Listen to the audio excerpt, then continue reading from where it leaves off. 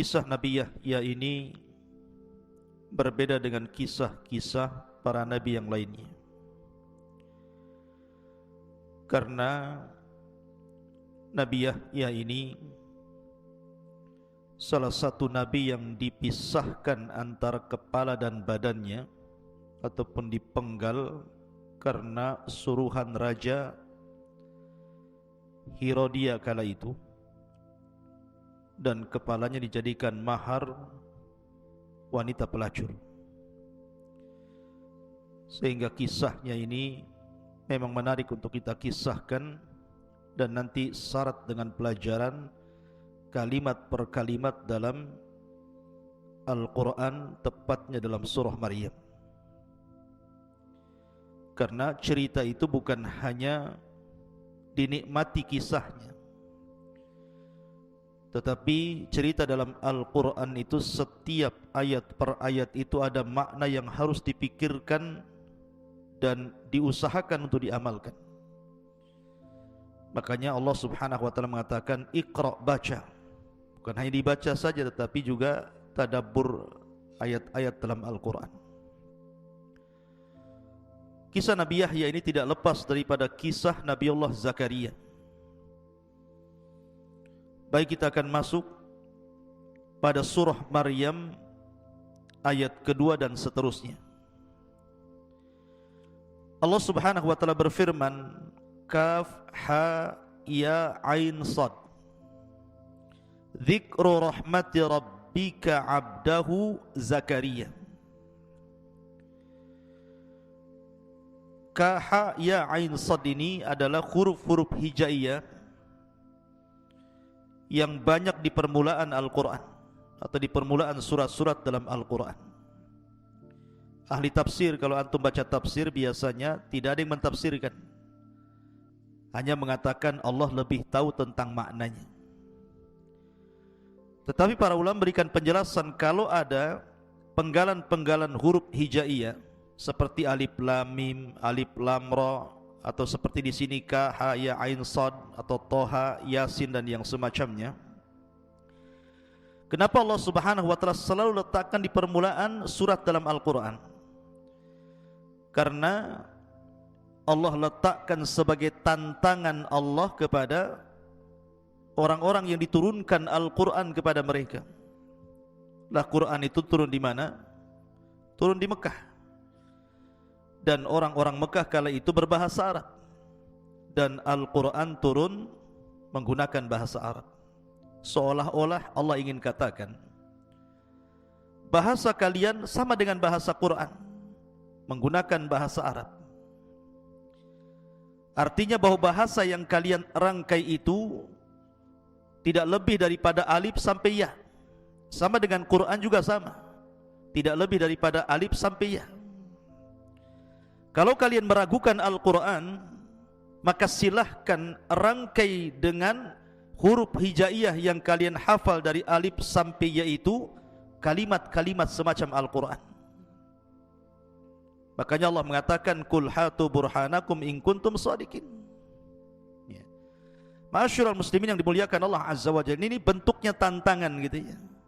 Kalau kalian tidak yakin dengan Al-Quran, Quran kan pakai bahasa kalian, buat seperti Quran. Itu maksudnya kenapa potongan-potongan huruf hijaiyah ini selalu diletakkan di permulaan surat dalam Al-Quran. Begitu penjelasan para ulama. Kemudian Allah mengatakan penjelasan rahmat Tuhanmu kepada hambanya Zakaria.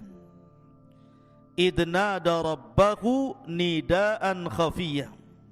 Ketika dia berdoa kepada Tuhannya dengan doa yang sangat lembut. Artinya dengan doa yang tidak perlu diteriakkan, karena Allah itu dekat dengan kita. Makanya sahabat Nabi SAW pernah berkata kepada Rasul, Ya Rasulullah, Arabbuna qaribun am ba'id? Rasul, Tuhan kita ini jauh apa dekat? Wa idza kana qaribun fa nunaji, wa idza kana ba'idun fa nunadi. Kalau memang dia dekat, kita bisik-bisik saja. Tapi kalau dia jauh, kita panggil-panggil. Maka Allah Subhanahu wa taala turunkan ayat wa idza sa'alaka ibadi anni fa inni qarib. Apabila hamba-hambaku bertanya soal aku ya Muhammad, katakan aku dekat. Jadi tidak perlu doa itu teriak-teriak. Doa itu tidak perlu berteriak-teriak, tetapi dengan cara nidaan khafiyah, seperti doanya Zakaria. Kemudian Allah mengatakan, qala rabbi inni wahanal azmu minni wasta'ala ar-ra'su syaiban. Zakaria berkata, ya Rabb, sesungguhnya telah lemah tulang ini, dan juga sesungguhnya rambut ini telah beruban memutih. Walam akun bidu'aika rabbi syakiya, dan aku menjadi dengan doa kepadamu tidak pernah kecewa. Artinya dia terus berdoa dan tidak pernah bosan untuk tidak berdoa. Dan harusnya seperti itu, ikhwan. Yang tahu nilai sebuah doa itu para nabi. Kadang-kadang orang itu kalau ada masalah bukan mengadu kepada Allah, malah nulis status. Jadi minta bantuan kepada orang-orang yang ada di Facebook, yang ada di Instagram. Yang membuat masalah itu Allah, yang mengangkat juga Allah. Jadi kalau ada masalah tidak perlu ditulis di status. Ini aneh, setiap ada masalah mesti ditulis status. Lagi galau, ngapain orang coba tulisan begitu? Minta kepada Allah Azza wa Jalla, masalahnya diselesaikan. Makhluk itu tidak bisa menyelesaikan masalah. Makanya Zakaria mengajarkan kepada kita, jangan pernah bosan berdoa. Kemudian Allah mengatakan, wa inni khiftul mawaliya min warai wa kanat imraati akhiran fahabli min ladunka waliyan yarithuni wa yarithu min ali ya'qub waj'alhu rabbi radiyya. Kemudian Zakaria mengatakan, dan sungguh aku khawatir keluargaku, kerabatku dari belakangku, maksudnya kalau tidak ada keturunan, dan dia istriku seorang yang mandul. Artinya secara medis tidak mungkin melahirkan, karena orang mandul tidak mungkin melahirkan. Fahabli min ladunka waliya, maka berilah kepadaku dari sisimu waliya, pertolongan. Untuk apa? Yarithuni, agar dia mewarisi diriku.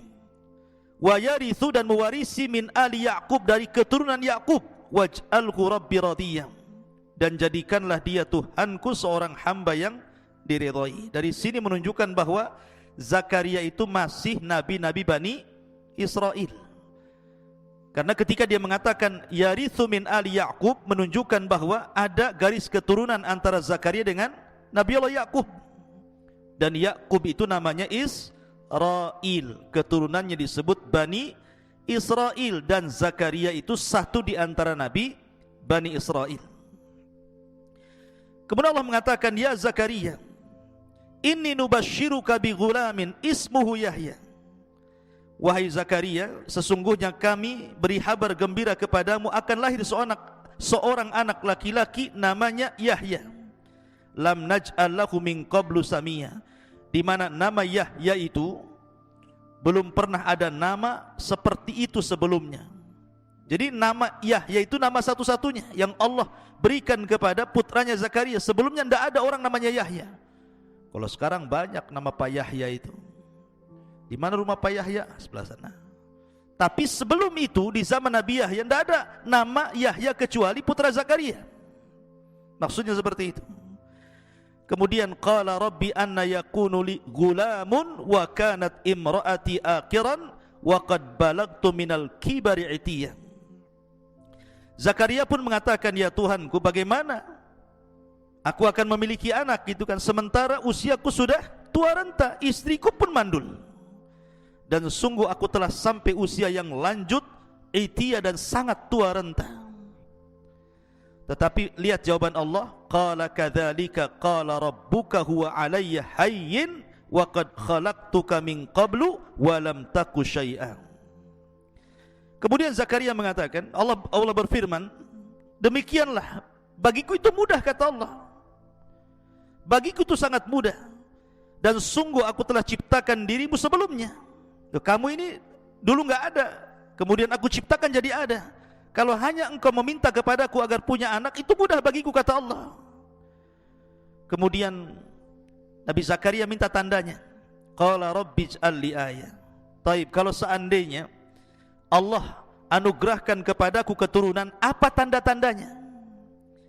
Maka Allah mengatakan, qala ayatuka alla tukalliman nasa thalathata ayyamin sawiyah.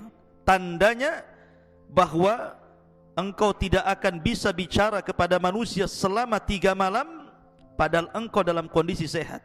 Jadi nanti kalau engkau tiba-tiba tidak bisa bicara, bisu gitu kan, mau ngomong susah, harus dengan isyarat atau dengan tulisan, dan itu selama 3 hari, berarti istri mengandung tuh. Jadi tandanya dibisukan Zakaria selama 3 hari. Kalau engkau suatu ketika tiba-tiba susah bicara, mau ngomong susah, hanya dengan isyarat dan tulisan, berarti istrimu lagi ngandung tuh. Kemudian fa kharaja ala qaumihi minal mihrabi fa auha ilaihim an sabbihu bukrata wa asiya. Maka ketika betul-betul Zakaria tidak bisa bicara selama 3 malam, tiba-tiba istrinya hamil, betul. Maka dengan senang hatinya dia keluar dari mihrabnya. Ingat, mihrab itu bukan mihrab masjid kayak gini, bukan. Ya. Mihrab itu artinya di sini seperti kan Maryam itu punya mihrab kan? Kullama dakhala 'alaiha Zakariyal mihrab. Setiap Nabi Zakaria masuk mihrab. Apa sih mihrab itu? Jadi mihrab itu ini umpamanya kamar, anggaplah ini satu petak kamar. Ya. Kemudian di kamar itu dibuat semacam kayu untuk tempat tinggal di atasnya itu. Itu disebut mihrab itu namanya. Jadi Maryam itu kalau tidur di atas itu, mungkin umpak-umpakan bahasa kitanya ya, dikasih kayu supaya bisa naik ke atas, dikasih tangga. Disitulah Maryam beribadah. Begitu juga Zakaria beribadah di mihrabnya.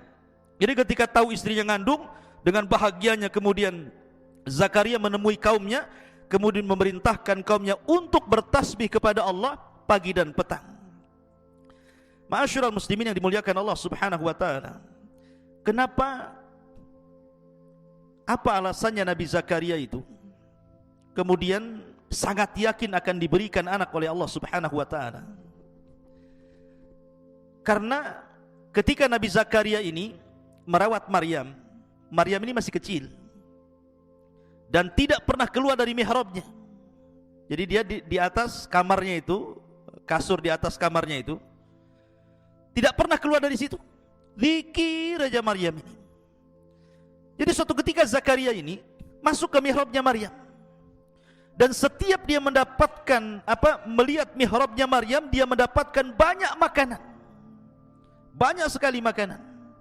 Makanya Allah mengatakan kullama dakhala 'alaiha Zakariyal mihrab wajada indaha rizqa. Setiap Zakaria masuk ke kamarnya Maryam, ke mihrabnya, sudah banyak makanan, terutama buah-buahan. Lah buah-buahan ini yang tidak ada di musim panas ada pula di musim dingin, yang tidak ada di musim dingin ada pula di musim panas. Makanya lihat bahasa Quran. Nabi Zakaria mengatakan kepada Maryam, anna laki hadza.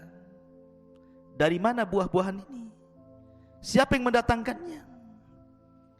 Sebab kalau seandainya buah-buahan itu ma'ruf, ada di musimnya, tentu Zakaria tidak akan mengatakan anna laki hadza. Dari mana buah-buah ini? Pasti Zakaria pun akan maklum, umpamanya ini musim kurma, banyak kurma di kamarnya, mungkin ada orang ngasih. Atau lagi musim jeruk, tiba-tiba banyak jeruk, paling Zakaria mengatakan siapa yang ngasih buah-buahan ini, tidak mengatakan anna laki hadza. Itu bahasa Quran. Tiba-tiba Maryam mengatakan apa? Huwa min indillah. Ini datang dari Allah. Subhanallah. Ketika Maryam mengatakan demikian, langsung masuk ke akal Zakaria. Kalau seandainya anak kecil Maryam ini saja dengan rajin ibadah di mihrabnya, tidak pernah keluar, bisa diberikan rizki oleh Allah tanpa harus capek-capek mencarinya, tanpa harus menunggu orang mengasihnya, tiba-tiba sudah ada di situ gitu ya. Kemudian yang lebih heran lagi, makanan di musim panas ada pula di musim dingin, buah-buahan di musim dingin ada pula di musim panas. Zakaria berpikir tuh, aku ini sudah tua, istriku sudah hamil, masa Allah enggak mungkin kasih anak kepadaku? Maka lihat bahasa Quran, Allah tidak mengatakan fada'a Zakaria, tapi Allah mengatakan hunalika da'a Zakaria. Pakai hunalik di sini. Apa faedahnya kalimat hunalik di sini? Seolah-olah begini, mumpung ada kesempatan ketika dia melihat Maryam rajin ibadah kemudian diberikan rizki, Maka besoknya Zakaria pun ikut cara Maryam. Masuk ke mihrabnya, beribadah terus, berdoa terus. Dari situlah kemudian Jibril datang dan menghabar gembirakan kepada Zakaria akan kelahiran Yahya. Hunalika da'a Zakaria rabbah. Dan itu kedahsyatan doa dan ibadah. Lihat ketika Allah mengatakan malaikat datang ke Zakaria menghabarkan gembira, sedang apa Zakaria? Wa huwa qaimun yusalli, kan gitu ya? Wa huwa qaimun yusalli fil mihrab. Jadi malaikat ketika menghabarkan bahwa Zakaria itu akan melahirkan, atau bukan dia yang melahirkan, istrinya akan melahirkan Yahya, Zakaria sedang sholat. Kenapa Allah Subhanahu wa taala tidak menyebutkan Zakaria sedang tidur, Zakaria sedang ngobrol, Zakaria sedang main, Zakaria sedang jalan? Kok sedang sholat diberikan kabar? Kata para ulama, lihat bagaimana sholat itu bisa menyelesaikan sebuah permasalahan. Makanya Nabi SAW kalau ada masalah itu segera sholat, kemudian meminta kepada Allah supaya masalahnya diselesaikan. Maka sholat itu sesuatu yang sangat penting dalam kehidupan umat manusia ini. Taib, setelah kemudian Allah Subhanahu wa taala anugerahkan Zakaria seorang putra namanya Yahya. Nabi Yahya ini ikhwatu fiddin, muliakan Allah Azza wa Jalla, orangnya aneh karena selalu hidup di hutan. Jadi kecil-kecil itu hidup di hutan dia tidak pernah bergaul dengan kawan-kawan sebayanya. Sendiri dia hidupnya itu. Masih kecil belum balik itu dia tidak pernah main sama kawan-kawannya, sampai kawan-kawannya mengatakan, "Hayyanal abmana, yuk kita main sama kita." Di zaman sekarang yuk kita main kelereng, main apa lagi, petak umpet, berenang, main futsal gitu ya zaman sekarang kan. Apa kata Zakaria? Allah tidak pernah menciptakan aku untuk main-main. Ma khalaqna lila'ib, ma khuliqna lila'ib, katanya. Aku tidak diciptakan untuk main-main, katanya. Kalau kayak Nabi Yahya kan mantap tuh. Pal main bola, aku nggak diciptakan untuk main-main. Gitu. Main bola, Pal. Ayo, di mana? Ini repot antum. Ya. Tunggu, saya ajak kawan lagi, nularkan penyakit lagi tuh. Jadi bagaimana Zakaria ini mengatakan ma khuliqna lila'ib, aku tidak diciptakan untuk main-main. Dari situ dia tidak pernah ikut kawan-kawannya. Dia hidup sendiri. Kadang-kadang dia ke hutan. Jadi kalau ada makanan itu, maka Nabi Zakaria itu karena kelembutan hatinya, semua hewan-hewan di hutan itu dikasih makan sama dia. Sampai akhirnya mulai dari hewan buas sampai hewan jinak itu tidak berani mengganggu Nabi Yahya karena dia yang kasih makan mereka. Ma'asyiral muslimin yang dimuliakan Allah Azza wa Jalla, perhatikan di sini kisah ini dimulai dari surah Maryam. Ya Yahya khudil kitaba biquwwah. Wa Yahya, ambillah kitab Taurat ini dengan kuat. Dari sini ada faedah apa? Seorang pendakwah itu harus kuat. Allah mengatakan ya Yahya, ambil Taurat dengan kuat. Faedahnya apa? Antum thalabul ilmi, kelak akan jadi dai. Antum tidak boleh lemah. Harus kuat, harus siap menghadapi masalah. Tidak boleh malas. Ini calon dai tidur aja, gimana ceritanya? Ngobrol saja. Harus kuat, sungguh-sungguh. Seorang calon dai itu harus sungguh-sungguh, harus sabar, siap menghadapi masalah. Karena nanti antum akan dihadapkan dengan berbagai masalah dari mad'u, dari orang yang antum dakwahi. Makanya Allah mengatakan ya Yahya hudil kitaba bil quwwah. Kenapa bil quwwah, dengan kekuatan? Karena tantangannya berat jadi seorang pendakwah itu. Akan ada masalah banyak. Quran ini Allah mengatakan inna aradna al-amanata ilas samawati wal ardi wal jibali fa'abaina an yahmilnaha. Kan itu ya? Wa ashfaqna minha wa hamalahal insan.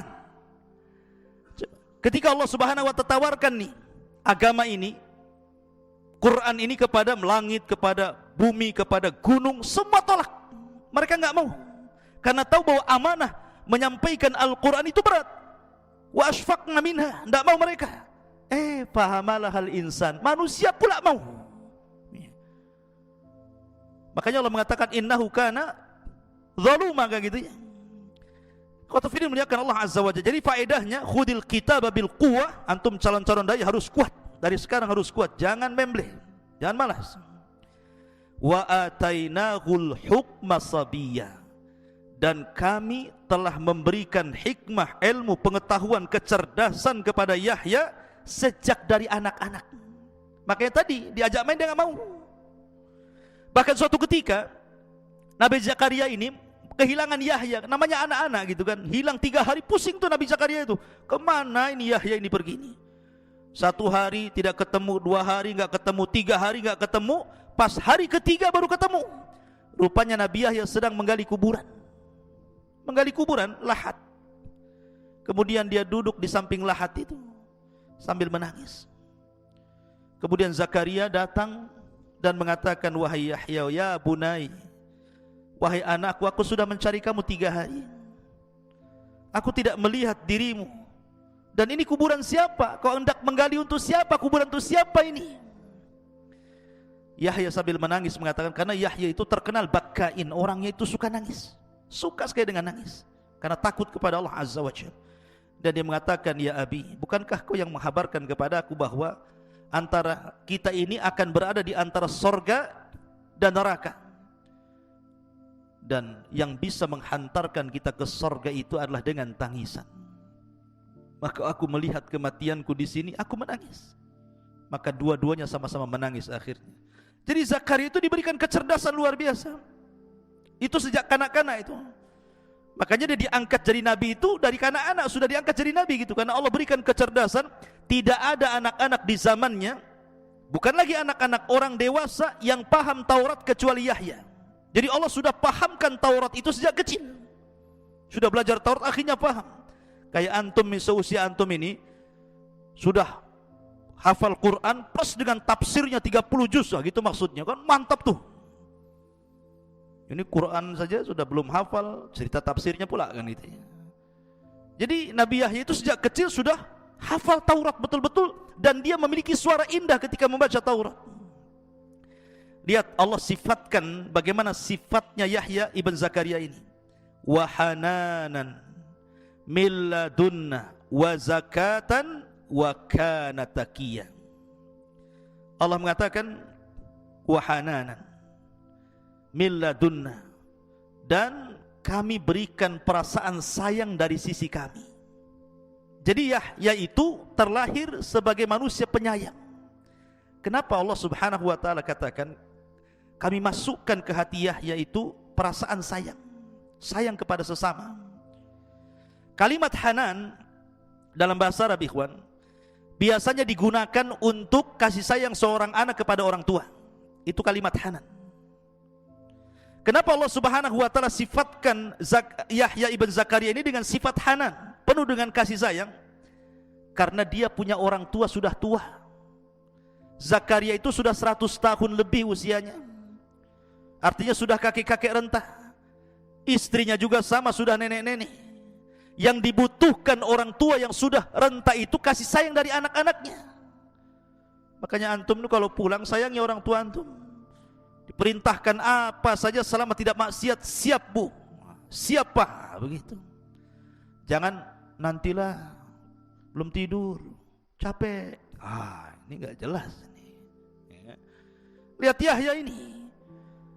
Karena Allah Subhanahu wa taala mengingatkan Zakaria sudah tua, istrinya sudah tua, berarti Yahya ini harus berbuat baik kepada orang tuanya. Makanya disifati wa hananan min ladunna wa zakatan, dan kesucian hatinya, wa kana taqiyya, dan dia orang yang bertakwa. Makanya ketika Allah Subhanahu wa taala berfirman tentang sifat-sifat setelahnya, wa barran biwalidayhi. Lihat bagaimana seorang Yahya ibn Zakaria itu orang yang suka berbuat baik kepada orang tuanya. Walam yakun jabbaran asiyya, dan dia tidak pernah sombong dengan orang tuanya dan tidak pernah durhaka dengan orang tuanya. Lihat bahasa Quran, ikhwan. Ketika Allah mensifati Isa dengan mensifati Yahya berbeda. Di sini Allah mengatakan apa? Wa barram biwalidayhi wa lam yakun jabbaran asiya. Pakai asiya.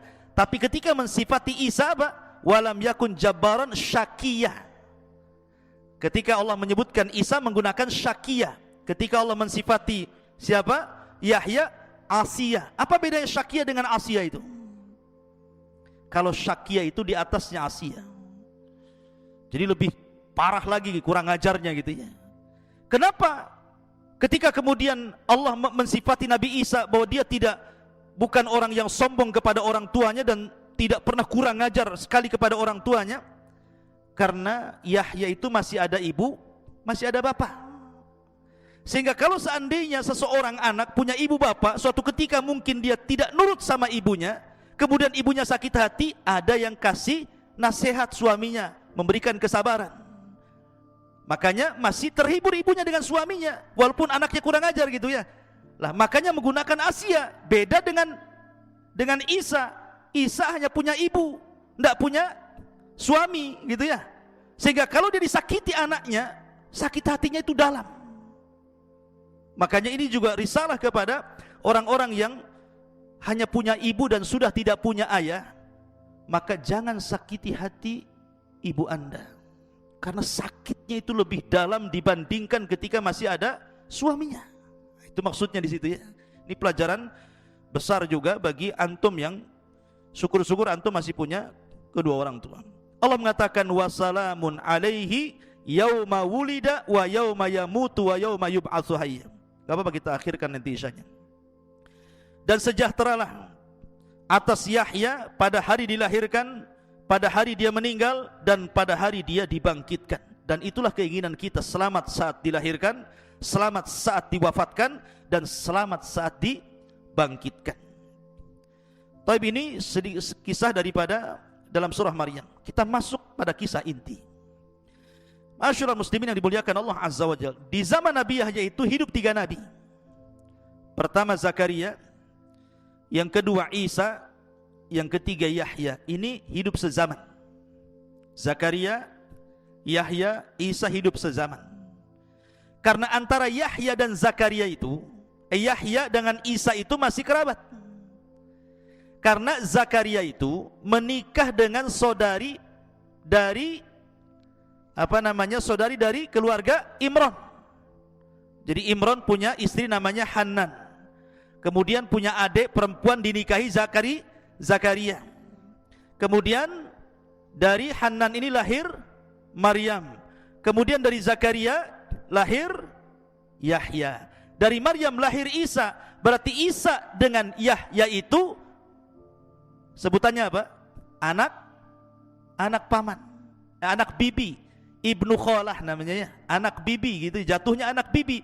Makanya ketika Nabi SAW Isra Mi'raj, kemudian naik ke langit kedua, berjumpa dengan Isa dan Yahya, dan keduanya adalah ibnu kholah, anak daripada bibi. Masyaallah muslimin yang dimuliakan Allah Azza wa Jalla. Suatu ketika Nabi Isa dengan Nabi Yahya ini berjumpa. Yahya dan Isa ini berjumpa. Kemudian Allah Subhanahu wa taala berwasiat kepada Nabi Yahya dengan 5 wasiat. Wahai Yahya, aku beri kau 5 wasiat. Kau amalkan 5 wasiat ini, kau dakwahkan kepada Bani Israel dan suruh Bani Israel mengamalkannya. Ketika berjumpa dengan Nabi Isa, Yahya bercerita bahwa dia diberikan 5 wasiat oleh Allah Azza wa Jalla. Dan menyebutkan wasiat-wasiatnya. Kata Isa, wahai Yahya, kau harus segera menyampaikannya. Apakah aku yang harus menyampaikan wasiat itu ataukah dirimu? Saya takut kalau engkau yang lebih dulu menyampaikan wasiat Allah kepadamu, akan datang azab kepadaku. Begini saja, biar saya yang menyampaikan, kumpulkan Bani Israel. Akhirnya kemudian dikumpulkanlah di Baitul Maqdis Bani Israel. Kemudian Nabi Isa pun menyampaikan wasiat Allah kepada Nabi Yahya. Berapa wasiat? 5 wasiat. Saya ringkas saja karena panjang. Pertama, an ta'budullaha wa la tusyriku bihi syai'an. Jangan sekutukan Allah dan sembahlah Allah saja. Tauhid. Wasiat pertama tauhid. Sembahlah Allah, jangan sekutukan Allah dengan siapapun. Yang kedua, wa amurakum bis-shalah, dan aku perintahkan kalian dengan salat. Fa innallaha azza wa jalla yansibu wajhahu liwajhi 'abdihi ma lam yaltafit fa idza shallaitum fala taltafitu. Yang kedua, laksanakan salat dan jangan menoleh ketika salat, sebab Allah selalu menghadapkan wajahnya kepada hambanya selama hamba itu tidak menengok dalam salatnya. Kemudian yang ketiga, wa amurakum bisyam, aku perintahkan kalian untuk berpuasa. Kemudian yang keempat, wa amurakum bisadaqah, ya, dan aku perintahkan untuk sedekah. Subhanallah, sedekah ini tinggi nilainya setelah tauhid, salat dan puasa. Kemudian yang terakhir, wa amurakum bidzikrillah, dan aku perintahkan kalian untuk memperbanyak zikir kepada Allah Subhanahu wa taala. Ketika Nabi SAW menyampaikan hadis ini, maka Rasul mengatakan, sebagaimana Yahya diberikan wasiat 5 perkara untuk disampaikan kepada umatnya, maka aku juga diberikan wasiat oleh Allah 5 perkara agar kusampaikan kepada umatku. Kata Nabi SAW, wa ana amurakum bi khamsin Allahu amarani bihinna, dan saya perintahkan kepada kalian 5 perkara sebagaimana Allah perintahkan 5 perkara kepadaku. Yang pertama, bil jamaati, yang kedua bis sam'i, yang ketiga bil ta'ati, yang keempat bil hijrati, dan yang kelima bil jihadi fi sabilillah. Pertama, bil jamaah, maksudnya jamaah ini jangan keluar dari ketaatan kepada pemimpin, karena itu ciri-ciri khawarij. Yang kedua, mendengar kepada pemimpin, jangan bermaksiat selama perintahnya itu ma'ruf. Kemudian yang ketiga, taat selama perintahnya tidak maksiat. Kemudian yang keempat, hijrah. Hijrah di sini maksudnya dari perkara buruk menjadi perkara baik, dari lingkungan buruk menjadi ke lingkungan yang baik, dari negara kafir ke negara Islam, dan begitu seterusnya. Mana hijrah ini luas. Kemudian yang terakhir, bil jihad fi sabilillah, untuk berjihad di jalan Allah, baik dengan jiwa, dengan harta, dengan waktu, dan begitu seterusnya.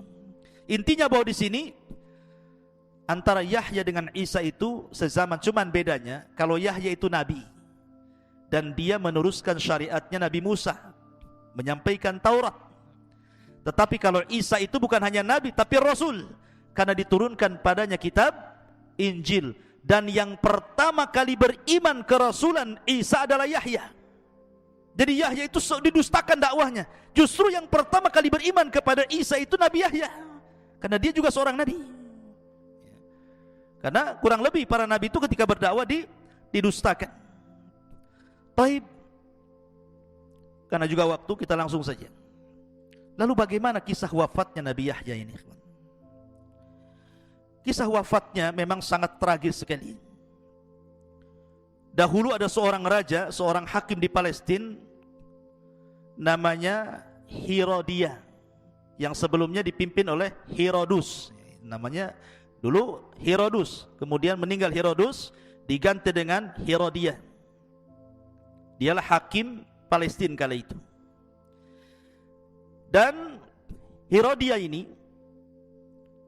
dia suka dengan anak perempuan daripada bibinya. Jadi dia suka dengan anak perempuan bibinya.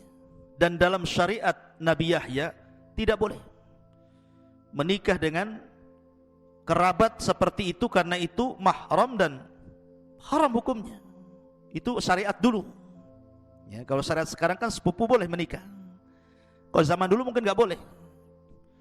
Lah kadang raja ini kan sudah terlampau cinta dengan wanita itu, anak daripada saudarinya. Dalam riwayat saudarinya ada yang mengatakan anak bibinya itu yang cantik sekali itu. Masalahnya ibu daripada putri itu adalah orang yang paling bermusuhan dengan Nabi Yahya. Ibunya itu adalah wanita yang paling bermusuhan dengan Yahya, tidak suka dengan dakwahnya Nabi Yahya. Kemudian akhirnya terdengarlah bahwa raja akan menikah dengan orang yang tidak boleh dalam syariat Yahya dinikahi. Ketika itu Nabi Isa bin Maryam memerintahkan Yahya untuk mengajari Hawariyun, para sahabat-sahabat Isa ibn Maryam. Lah salah satu fatwa yang difatwakan oleh Yahya kepada Hawariyun itu, tidak boleh menikah dengan seorang wanita yang masih ada hubungan kerabat seperti Raja Herodia ini dengan wanita tadi. Menyebarlah fatwa Nabi Yahya ini dari mulut ke mulut, dari telinga ke telinga, sampailah ke istana. Dan ingat, Nabi Yahya itu punya pengaruh. Dia seorang orator. Kalau dia ceramah itu terpengaruh manusia banyak. Jadi ketika mendengar fatwa seperti itu, raja marah gitu ya. Bagaimanapun fatwa itu mengganggu istana. Artinya bahwa istana terganggu dengan fatwa itu. Akhirnya kemudian suatu ketika wanita itu karena takut tidak jadi nikah dengan raja, maka sang ibu dari wanita yang hendak dinikahi raja itu disuruh menghantarkan khamar kepada raja itu diminum. Maka Herodia pun meminum khamar, maboklah. Ketika mabok itulah ibunya mengatakan kepada anak putrinya, berdandanlah dengan dandanan yang paling cantik, lewatlah di hadapan raja. Akhirnya dia pun dandan dengan dandan cantik. Raja lagi mabok, kemudian lihat wanita yang dicintainya tiba-tiba lewat dengan dandan yang paling cantik, makin gila dia. Gila kuadrat namanya. Udah gila-gila lagi, gila di atas gila ya.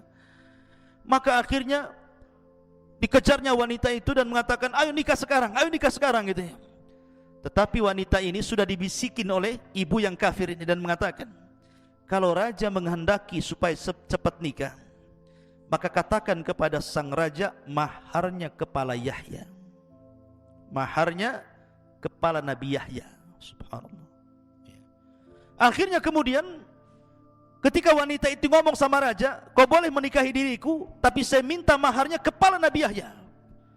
Raja ini kan bagaimanapun masih menghormati, karena terkadang dia pun minta fatwa kepada Nabi Yahya.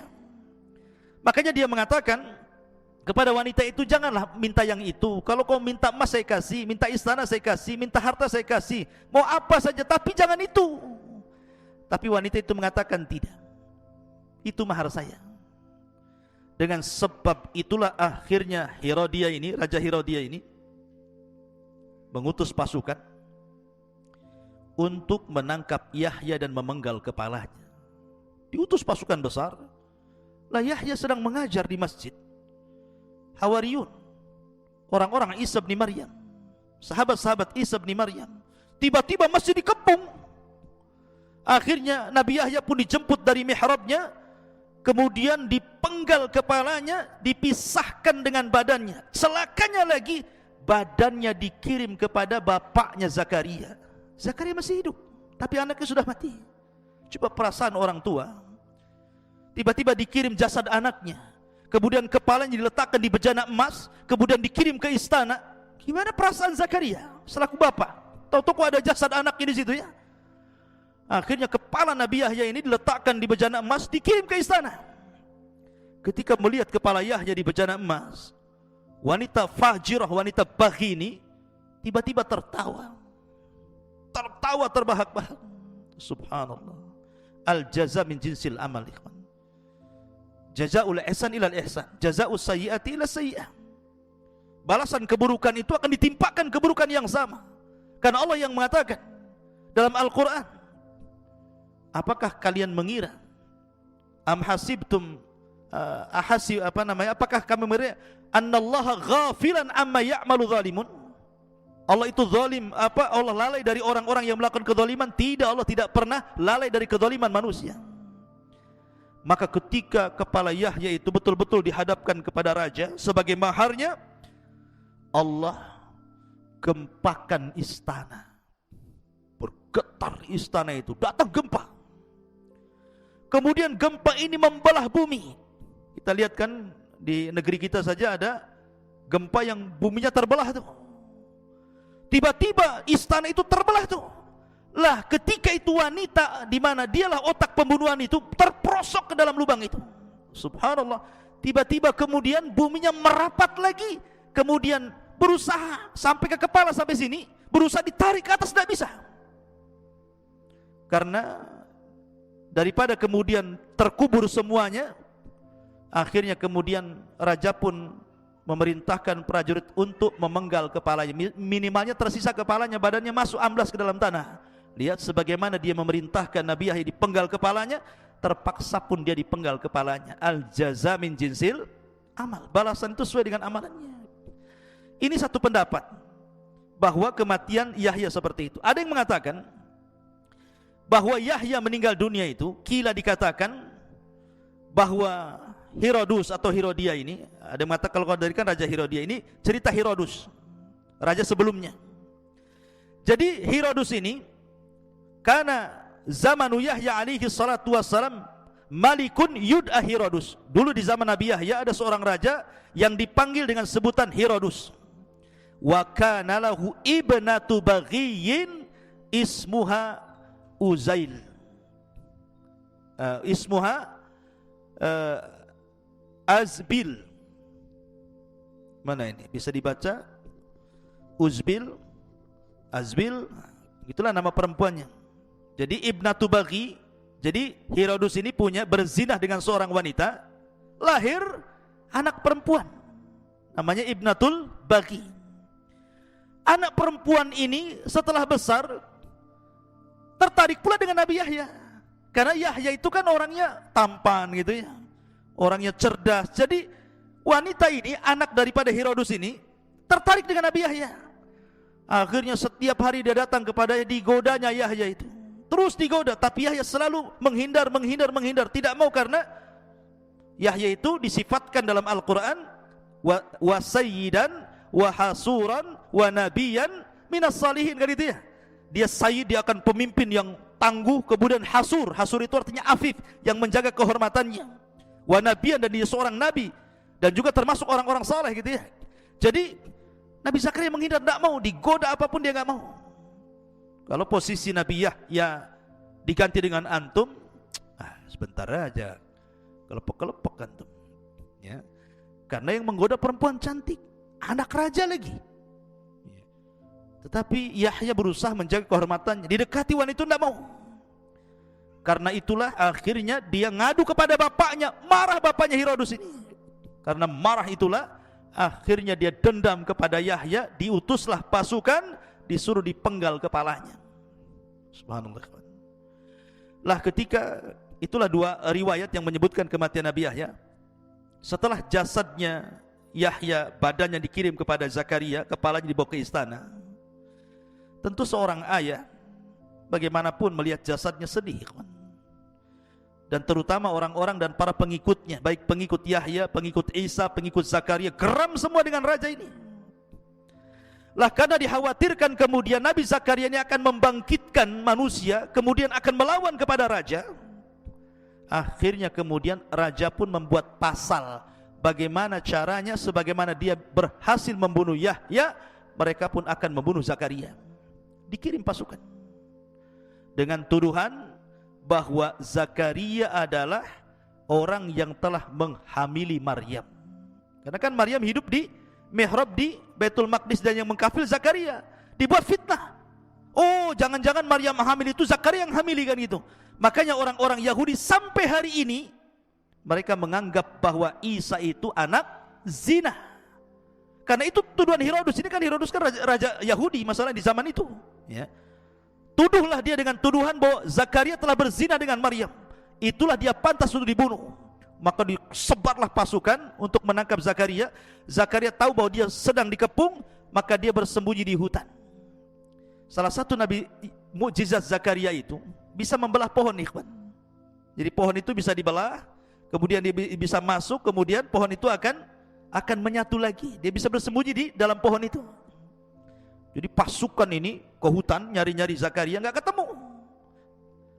Sayangnya ketika Nabi Allah Zakaria masuk ke dalam pohon itu, rupanya datang iblis. Iblis ini melihat Zakaria masuk ke dalam pohon, kemudian bajunya ini tidak masuk semua, ada sedikit baju yang nyempil. Jadi ketika pohonnya rapat, bajunya keluar sedikit gitu maksudnya. Dan iblis tahu.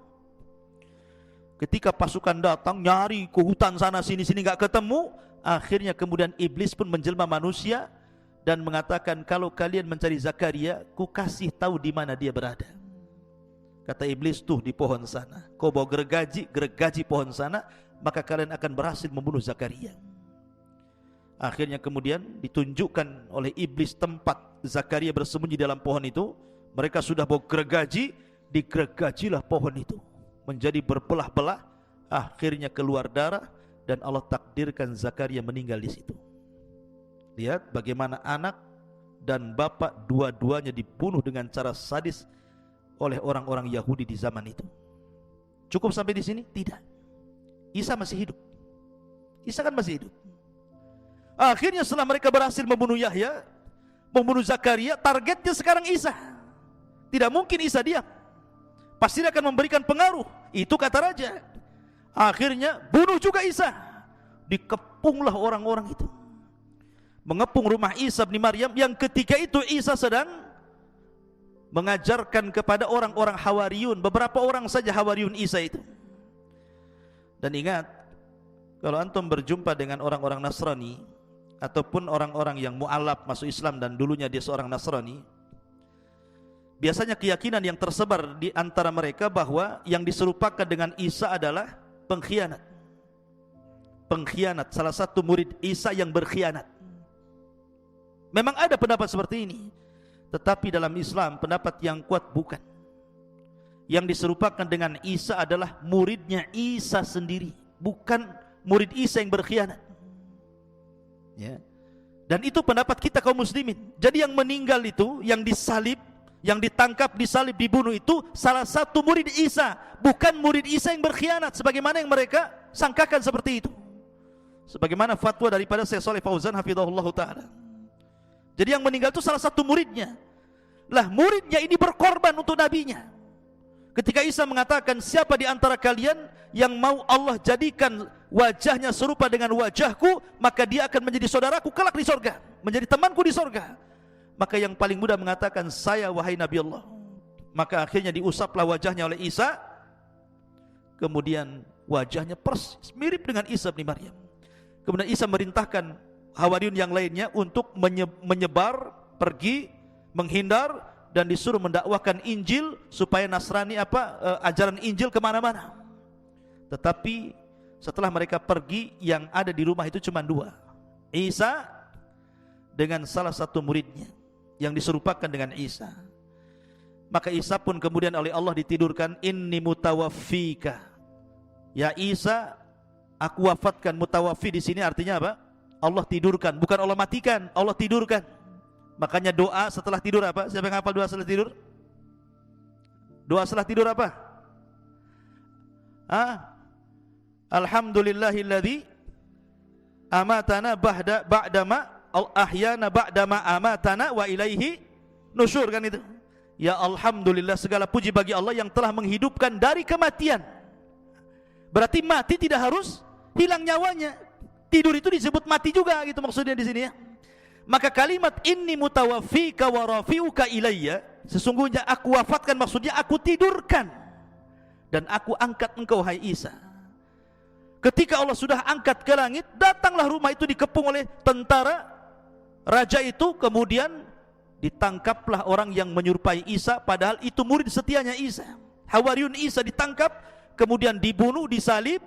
Maka orang Yahudi mengatakan, qatalnal masih ibn Maryam, kami sudah membunuh al-Masih ibn Maryam.